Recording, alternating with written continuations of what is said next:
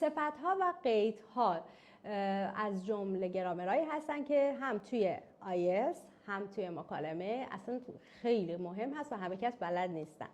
نکته‌ای که باید بدونید اینه که صفت کلمه‌ای هستش که اسم رو توصیف میکنه، قید کلمه‌ای هستش که فعل رو توصیف میکنه و فرمولش هم توی زبان انگلیسی یک کم پیچیده است. یعنی من بهتون همه چیزو نمیگم آسونه، فرمول صفت و قید یک کم پیچیده است.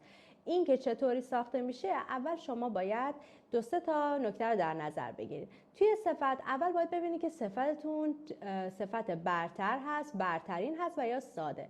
برتر یعنی مقایسه یک نفر با یک نفر، برتری مقایسه یک نفر با بیش از یک نفر و ساده یا تساوی هم این که فقط بخواید تساوی رو نشون بدید. این در مورد صفت ها. و دومین نکته که باید بدونید که صفتی که استفاده می‌کنید یک سیلابیه یا چند سیلابیه.